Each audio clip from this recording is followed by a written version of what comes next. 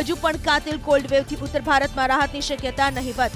UP, Uttarakhand, Haryana, Punjab સહિતના રાજ્યોમાં ગાઢ ધુમ્મસ અને કડકડતી ઠંડીનો માર યથાવત. ગાઢ ધુમ્મસથી વધી શકે છે મુશ્કેલી. કડકડતી ઠંડીમાં દિલ્હી એનસીઆરનું ઠૂંઠવાવાનું યથાવત. કોલ્ડવેવ અને ગાઢ ધુમ્મસથી જનજીવન પ્રભાવિત. ઠંડીથી બચવા રાહદારીઓ લઈ રહ્યા છે તાપણા અને રેન બસેરાનો સહારો.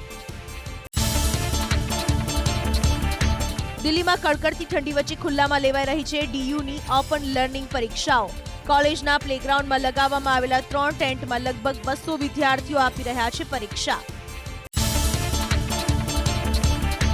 ક્લાઇમેટ ચેન્જની જમ્મુ કાશ્મીરમાં અસર. અગાઉના વર્ષો કરતાં આ વર્ષે હિમવર્ષામાં ઘટાડો. ઓછો બરફ પડવાના કારણે ખીણના લોકોને ઉનાળામાં મુશ્કેલીનો કરવો પડશે સામનો. છેલ્લા 2 દિવસ વરસેલા માવઠાએ ખેડૂતોની તોડી કમર. પંચમહાલ, છોટા ઉદેપુર, દાહોદ સહિત રાજ્યના અન્ય જિલ્લામાં કમોસમી વરસાદથી ઘઉં, ચણા સહિતના પાકને નુકસાનની ભીતિ. માવઠાની આગાહી વચ્ચે રાજ્યમાં ઘટ્યું ઠંડીનું જોર. 6 શહેરોમાં લઘુત્તમ તાપમાનનો પારો 15 ડિગ્રીની નીચે નોંધાયો. 9.6 ડિગ્રી સાથે નલિયા રાજ્યનું સૌથી ઠંડુ શહેર. અમદાવાદમાં લઘુત્તમ તાપમાનનો પારો ઊંચકાઈને 17 ડિગ્રીએ પહોંચ્યો. કચ્છ, સૌરાષ્ટ્રમાં ઠંડીનું જોર યથાવત. ધુમ્મસભર્યા વાતાવરણ વચ્ચે રાજકોટમાં લઘુત્તમ તાપમાનનો પારો 12.6 ડિગ્રી તો સુરેન્દ્રનગરમાં નોંધાયું 13.5 ડિગ્રી તાપમાન. કેશોદમાં ઠંડીનો પારો ગગડીને પહોંચ્યો 14.9 ડિગ્રીની નીચે. અમદાવાદથી અયોધ્યા માટેની અઠવાડિયામાં 3 દિવસની સીધી હવાઈ સેવાની આજથી થઈ શરૂઆત. મંગળ, ગુરુ અને શનિવારે સવારે 9:10 અમદાવાદથી અયોધ્યા માટે ટેક ઓફ થશે ઇન્ડિગોની ફ્લાઇટ. તો મંગળ, ગુરુ અને શનિવારે સવારે 11:30 વાગે અયોધ્યાથી અમદાવાદ માટે ઉડાન ભરશે ઇન્ડિગોનું વિમાન. અમદાવાદથી અયોધ્યાની સીધી ફ્લાઇટ શરૂ થતા શ્રદ્ધાળુઓ અને યાત્રાળુઓમાં જબરદસ્ત ઉત્સાહ. પ્રથમ ફ્લાઇટમાં જ અયોધ્યા જવા રવાના થતા પહેલા યાત્રીઓએ જય શ્રી રામના નારાથી ગુંજવ્યું અમદાવાદ એરપોર્ટ.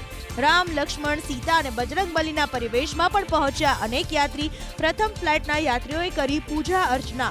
તો અનેક સાધુ સંતો પણ પ્રથમ ફ્લાઇટમાં થયા અયોધ્યા માટે સવાર. અયોધ્યામાં રામલલ્લાના કાર્યક્રમમાં કોંગ્રેસે જવાનો કર્યો ઇનકાર. કાર્યક્રમમાં નહીં જાય ખડગે અને સોનિયા ગાંધી. અધીર રંજન ચૌધરી પણ નહીં થાય સામેલ.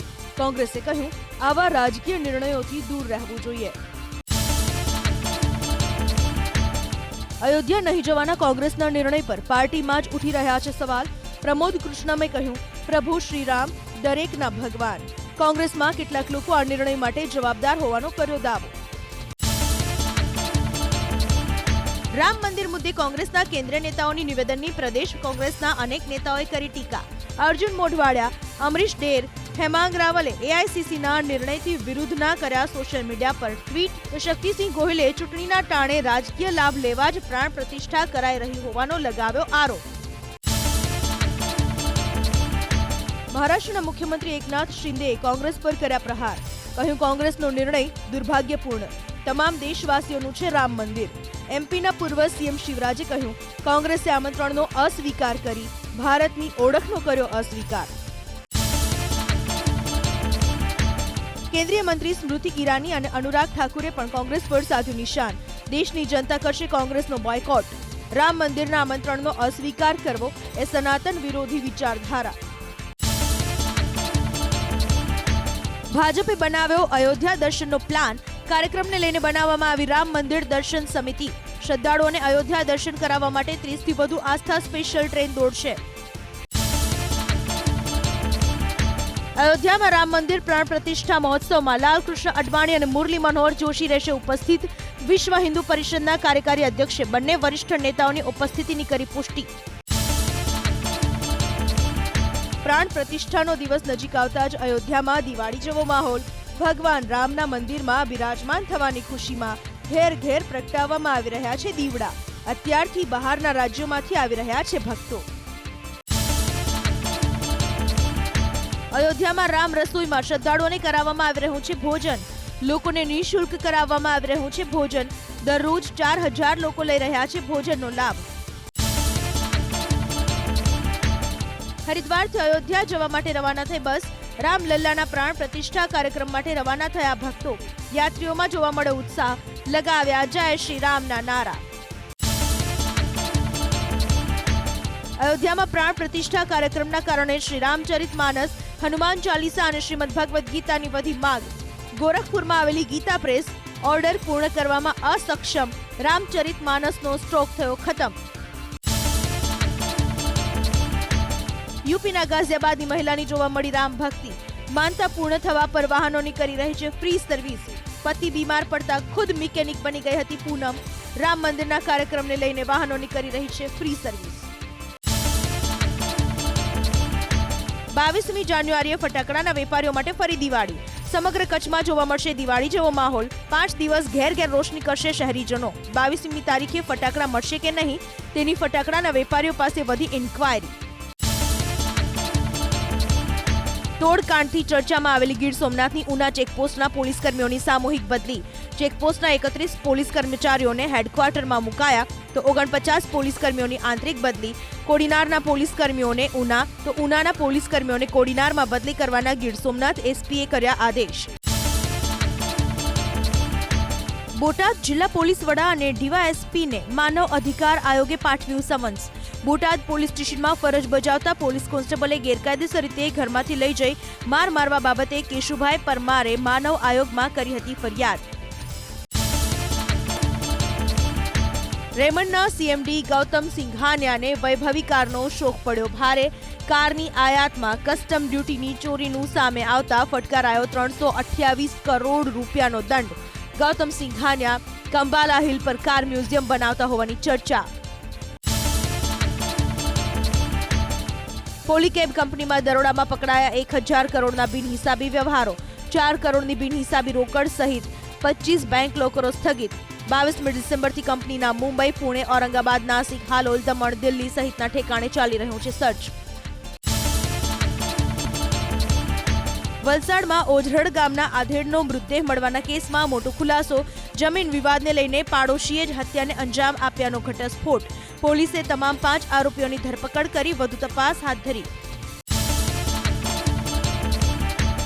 રાજકોટમાં બેફામ ડમ્પરનો કહેર યથાવત। રણુજા મંદિર પાસે ડમ્પરે બાઇક ચાલકને લીધો અડફેટે, ચાલક ગંભીર રીતે ઇજાગ્રસ્ત। 2 દિવસ પહેલા ડમ્પરની અડફેટે એરપોર્ટના 2 કર્મચારીઓના નિપજ્યા હતા મોત। પ્રતિબંધિત ચાઇનીઝ દોરી અને તુક્કલનું વેચાણ કરતા 2 શખ્સો જૂનાગઢના મેંદરડામાંથી ઝડપાયા। 11 રેલ ચાઇનીઝ દોરી અને 50 તુક્કલ કરવામાં આવ્યા જપ્ત। 2600 રૂપિયાનો મુદ્દામાલ કરવામાં આવ્યો જપ્ત।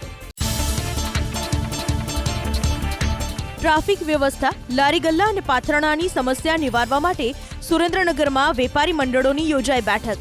જિલ્લા પોલીસ વડા અને નગરપાલિકાના પ્રમુખને આજે સમસ્યાનો નિકાલ કરવાની કામગીરી માટે શું પગલાં લીધા તે અંગે મેળવશે માહિતી। સુરેન્દ્રનગર સંયુક્ત પાલિકા કચેરીના કોન્ટ્રાક્ટ બેઝના સફાઈ કામદારોની હડતાળનો આવ્યો અંત।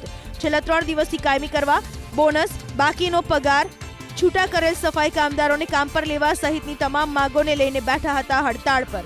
પ્રમુખે તમામ માંગો પૂરી કરવાની આપી ખાતરી। સુરતના વેસુમાં fake stock market advisory call સેન્ટરમાં સ્ટેટ વિજિલન્સની રેડ। 7 શખ્સોની કરવામાં આવી ધરપકડ। શેર માર્કેટમાં સારું રોકાણ બાબતે એડવાઇઝર આપી કરવામાં આવતી હતી છેતરપિંડી। લેપટોપ, કમ્પ્યુટર, મોબાઈલ સહિતનો મુદ્દામાલ જપ્ત। 491 કોલેજના 25,000 વિદ્યાર્થી વાયબ્રન્ટ ટ્રેડ શોની લેશે મુલાકાત। 12મી અને 13મી જાન્યુઆરીએ વિદ્યાર્થીઓ મેળવી શકશે પ્રવેશ। શિક્ષણ વિભાગે પ્રતિ કોલેજ અને યુનિવર્સિટી દીઠ 50 વિદ્યાર્થીને લાવવા માટે જણાવ્યું। નાણામંત્રી નિર્મલા સીતારમણના હસ્તે ગુજરાત 2047ના વિઝન ડોક્યુમેન્ટનું વિમોચન।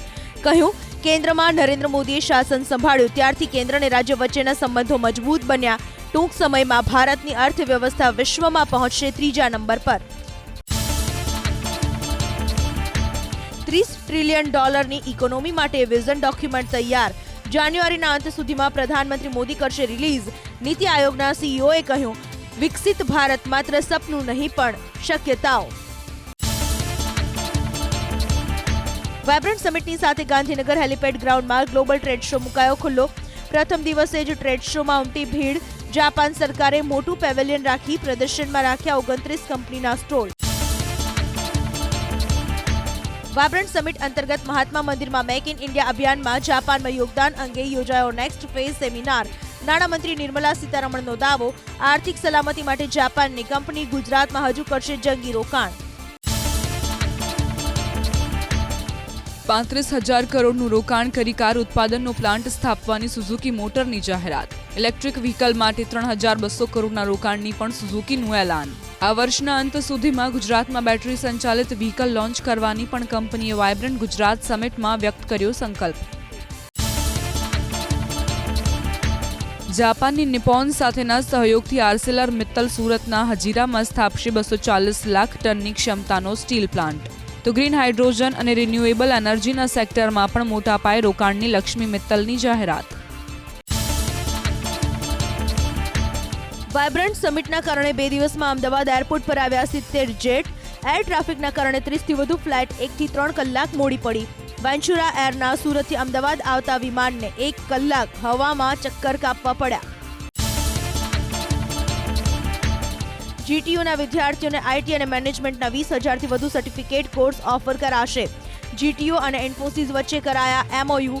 ફેબ્રુઆરી મહિનાથી કોર્સિસનો કરાશે પ્રારંભ. આયુર્વેદ અને હોમિયોપેથીમાં પ્રવેશ માટે 16મી જાન્યુઆરી સુધી પ્રવેશ પ્રક્રિયા. સ્નાતક કક્ષાના પ્રવેશ માટે રિપોર્ટિંગ માટેની પ્રક્રિયાનો કાર્યક્રમ જાહેર. BAMS કોર્સની 154 અને હોમિયોપેથી કોર્સની 74 બેઠક પર ફાળવાયો છે પ્રવેશ. સુપ્રીમ કોર્ટનું ધ્યાન દોર્યા સિવાય B.Pharm માં પ્રવેશ મુદ્દત વધારી દેવાતા ગુજરાત હાઈકોર્ટની નારાજગી.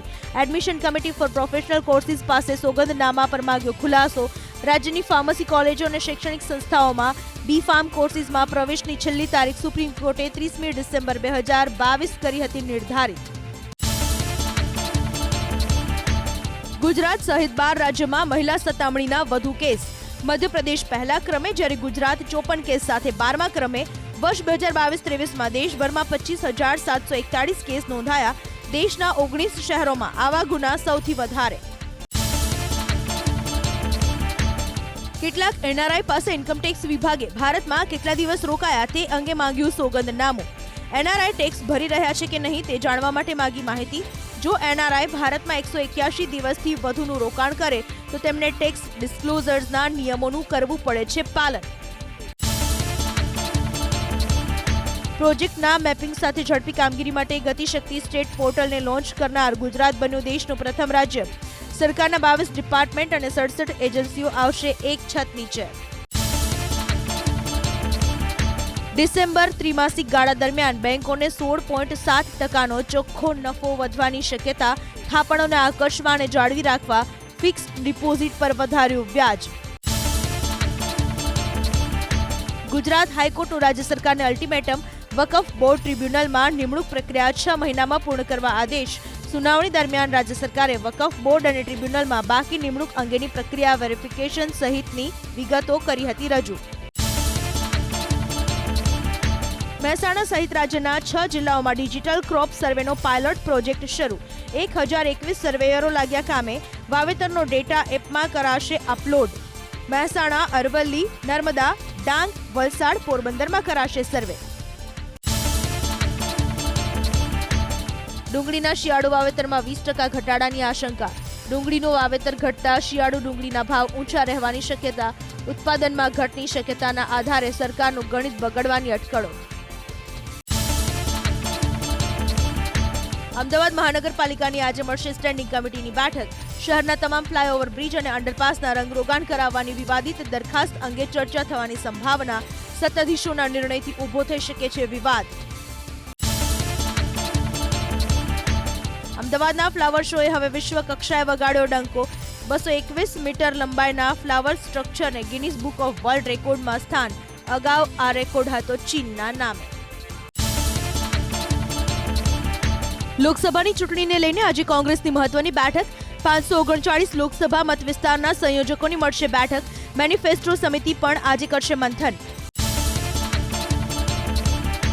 કોંગ્રેસ નેતા P. ચિદમ્બરમની અધ્યક્ષતામાં કોંગ્રેસના ચૂંટણી ઢંઢેરાને લઈને આજે યોજાશે વર્ચ્યુઅલ બેઠક.